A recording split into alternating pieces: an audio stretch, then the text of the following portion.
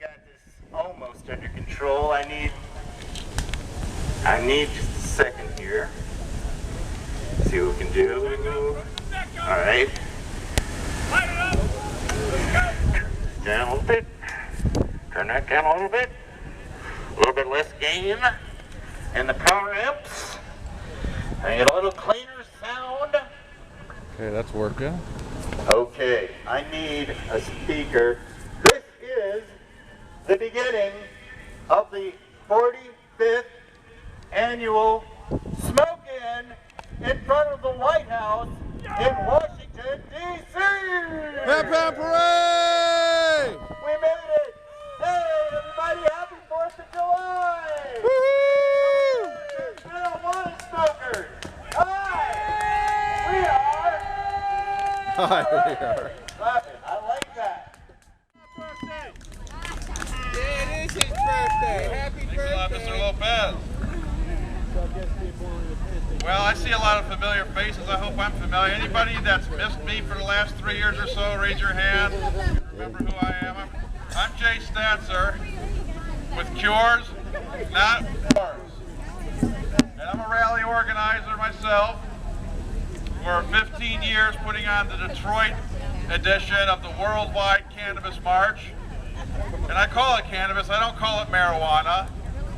And I think if Jack Herer was able to tour the universities of this country for only 2 years and reintroduce the word hemp back into the English language, can we go campus to campus and state to state, the kick, the word of our oppression, that evil, lie, racial, hate speech word, marijuana, out of the English language. And therefore out of our laws. How can a law in America be a legal law if racist hate speech is written into the text of that law? They could have called it wetback weed. They called it marijuana. It's the same thing. It's from La Cucaracha, for crying out loud. What is a word like that doing in our laws? And they can't agree on the spelling. In Michigan, several years ago, I told you here at this event about how we legalized for the patients there.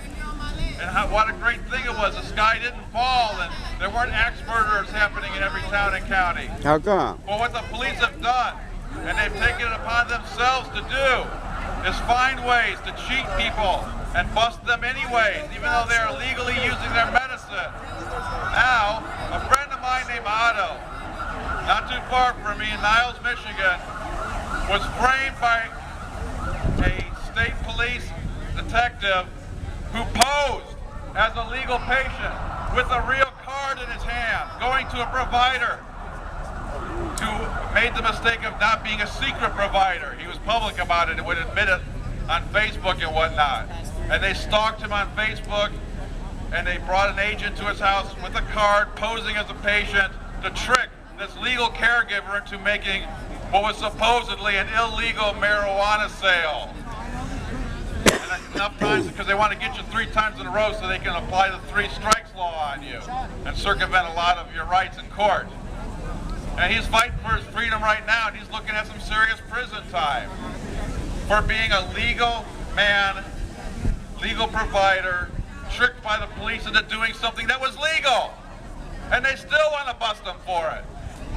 So the struggle always continues. We're not going to have this problem solved, and the patients are never really going to be safe, and their caregivers are never really going to be safe until we solve the actual problem. We need to legalize cannabis for all uses. I am done with the medical only. We have proven our point. You can no longer call cannabis a Schedule I drug because in 23 states there is an accepted medical use for it now. But do they care? No. Do they do their job? No. Of course they're there not to do their job. Half that House of Congress was sent there to not do their job on purpose. To try in a traitorous attempt to sabotage this country because we voted for the wrong color guy for president. Obama, last time I was here, or maybe the time before that, I sang a song to you. Maybe this would be good to have this song that everybody could participate in. And basically the chorus is Obama, and then I say something before that, like, we're still waiting, Obama. We're still waiting, Obama, everybody. We're still waiting, Obama. I'm being pretty patient about it. We're still waiting, Obama. It's not funny, Obama. It's not funny, Obama. Getting busted and being in prison ain't funny, Obama. Providing legal medical medicine to the dispensaries in D.C. and the DEA doesn't like that idea and busts me. In Ohio, I have been away from this event for 3 years, not by choice, but because I was a captive in the Civil War on drugs.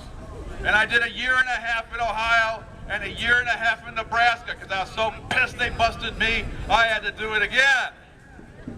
Because I'm not afraid. I have my pot pride. Just let me say the things at my sentencing hearing that I was prevented from saying in front of a jury of my peers in court. Or you might not be seeing me for another 18 years. But I want to tell you, despite Obama saying that he's going to lay off the patients, he's not laying off the caregivers. And again, the caregivers are becoming targets. And I told the people in Michigan, I told Michigan Normal, I told MPP, if we did just medical only in Michigan, when we were ready for the whole enchilada, we would just put the patients and their caregivers on the front lines. And for a lot of people, that was okay because they weren't patients, they weren't caregivers. So they weren't going to have their necks out. And now we're seeing it. Even though people are legally growing and using cannabis in Michigan, they're still getting busted for it and having to defend themselves. And of course, Takes all your money. here we are on the 4th of July, declaring our independence.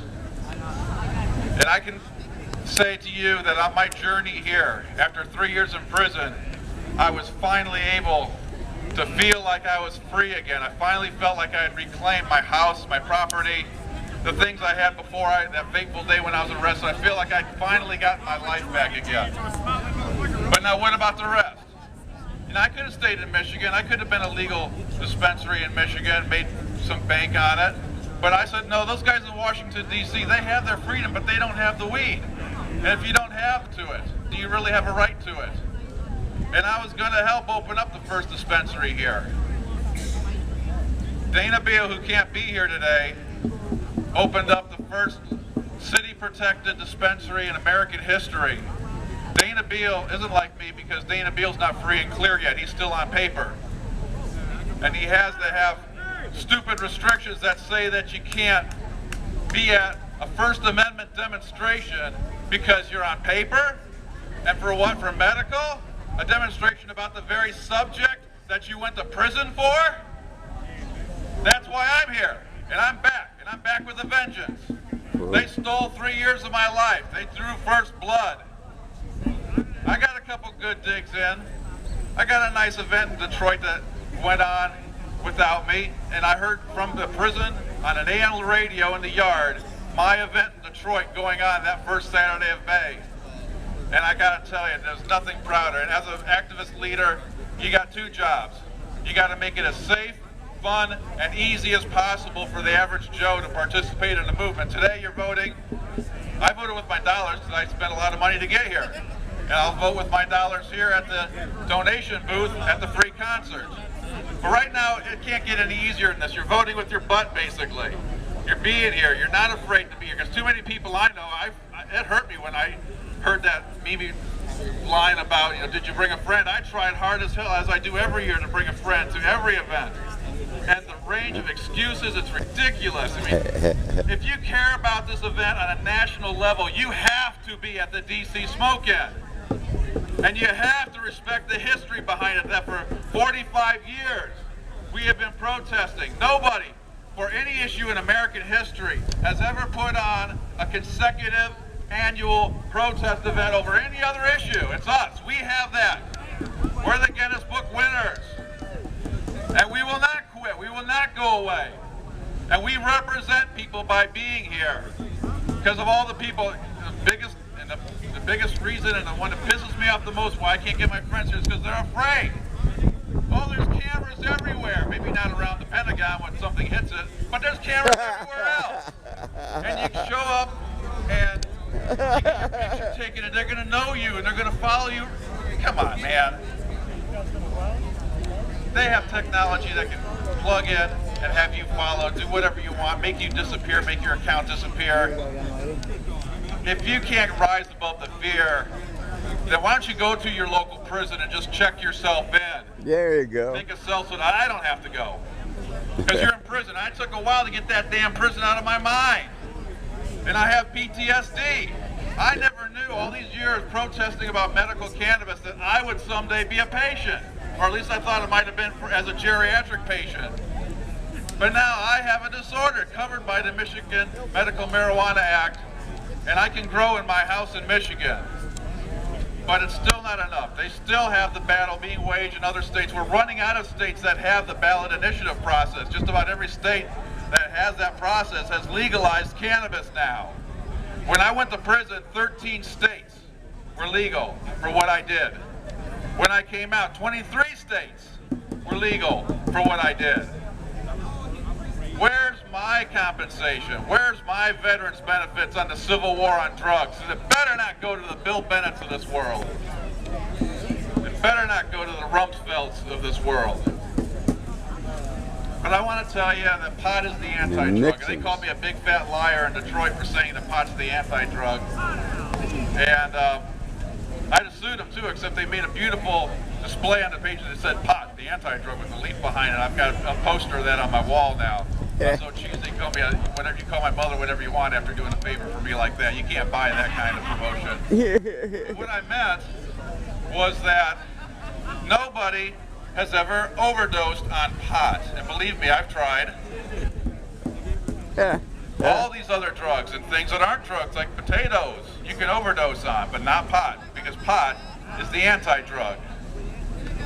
Nobody has gone on to be addicted to pot. It's impossible to get addicted to pot because pot doesn't work in the dopamine pathways, it works in the melatonin pathways. When you smoke pot, it's nothing but a daydream.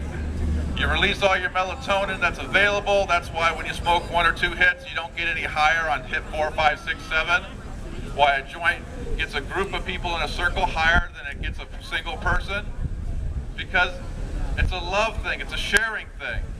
But it's also dreaming, and dreaming is one of the best things, the healthiest things that your mind can do. So pot is not only not addictive, pot is also anti-addictive. This melatonin release effect that leads to a growth factor, that GDNF that can be released in a very small level, but it happens, allows your brain to recover, to rebuild itself. When you have an addiction like heroin, your brain is so damaged in the cellular level that you can't produce your own dopamine anymore, and you have to rely on the external supply of dopamine because the part of your neurons that produces the dopamine and spits it out between the synapses has wilted away, atrophied, because you've been injecting the alternative source. And that doesn't happen with endocannabinoids. The natural cannabinoids your brain produces, if you smoke pot, you still produce those endocannabinoids. You just use them more efficiently. But now, melatonin is made of tryptamine. You know, like tryptophan with a turkey dinner, how tryptophan gives you that kind of sleepy kind of feeling. You can take a short little nap. So you can think of that as like a string of maybe, 10, 20 tryptamines together that produces melatonin, which is what your brain releases again when you smoke your first couple of hits of pot. Now, there used to be a drug, probably still is, called DMT.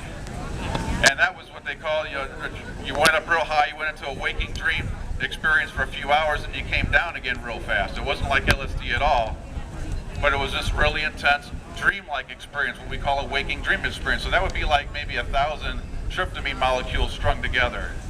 Now, if you can imagine tens of thousands of tryptamine molecules strung together, something that would be powerful enough to have you in REM sleep for 24 hours straight before you have your cycle of deep sleep. That's what ibogaine is. And what we found out about ibogaine, which is also not an addictive drug, is that when you have your REM for that long, it resets your brain. It's like hitting a reboot on your computer. It washes the junk chemistry away from the synapses of your brain. It re-sprouts because of the GDNF cellular level brain cell growth factor to where your dopamine is produced again by your brain. You're able to do that again for yourself rather than have the artificially injected heroin to replace the dopamine. You're making your own again because you've been repaired. This is not a maintenance drug. This is an antidote to addiction. So through this conversation, I'm telling you, the antidote to addiction is a sister substance with cannabis. And I know that myself and probably lots of other people could raise their hand and testify that they kicked cigarettes or alcohol or harder drugs with nothing more than God's good ganja. Pot is the anti-drug because pot is not addictive. Pot is the anti-drug because pot is anti-addictive. Pot is also the anti-drug because it is non-pollution producing. Drunks break their bottles all over the place. You can get a flat tire. They'll mess up a porta potty at a festival. Our beaches look like ashtrays with the cigarette butts where a 3-year-old can eat 2 cigarette butts and end up in the hospital. But cannabis users, they save their seeds, they save their roaches, they will save the stems and make paper like I do sometimes. But we are the very model of the environmentalists. We're not part of their pollution culture and their death culture. Likewise, pot is the anti-drug because it doesn't require any precursor chemicals to make. You don't need to use gasoline. You don't need to use heavy stuff that has the cops coming into the place in hazmat suits. You don't see them wearing hazmat suits when they go and do a smash and grab on somebody's grow operation. So pot, again, is not a pollution-causing product on the using level and on the production level. Pot is the anti-drug. There's no CIA involvement in pot. They like the hard drugs because with hard drugs, because you're addicted, you'll pay whatever the pusher man tells you to pay. Where with pot, you can say, hey, I'll just grow my own, screw you. So they smell the money and they go in and they have a major operation left behind dealing drugs in every place where our military has had a major war operation. And so the Afghan heroin connection is back and stronger than ever, and that's why Cures Not Wars is going to start an ibogaine clinic in Afghanistan. We're going to, see, this is the thing too about DC smoking. If you want to be on the front lines of the war on drugs, you don't get much more front lines of the war on drugs than in front of the White House and the executive suite. And when we march, we're going to hoop it up. We're going to let them know we're here, that we're high, and we're used to it, so get used to it. And the other thing is why pot is the anti-drug is because every bit of history against cannabis is stupid, sick, racist. This word that they tricked us all into using, this marijuana word, you know, call it cannabis, call it medical herb, or call it hemp, so that nobody gets confused, because when you use that M word, everybody gets confused. And if you're in a debate with somebody, the person not using racist hate speech has a better chance of prevailing in that debate. But the true history of cannabis goes back as far as history goes. The oldest relic is a piece of hemp fabric found in China. So obviously, cannabis was not made illegal because of its horrible history of damage to human society. We know that, for instance, during the Dark Ages, the Catholic Church invented cannabis prohibition. That's right, I'll say it again, the Catholic Church invented cannabis prohibition and led to a biblical, and I would say biblically predicted, disaster in Europe because of it. But what did they do? They illegalized cannabis not because it was naughty to smoke it, and there probably weren't even that many people smoking it that weren't aristocrats. It was naughty because women used it in the practice of medicine, and if you want to have a university system to train men to do all your medicine,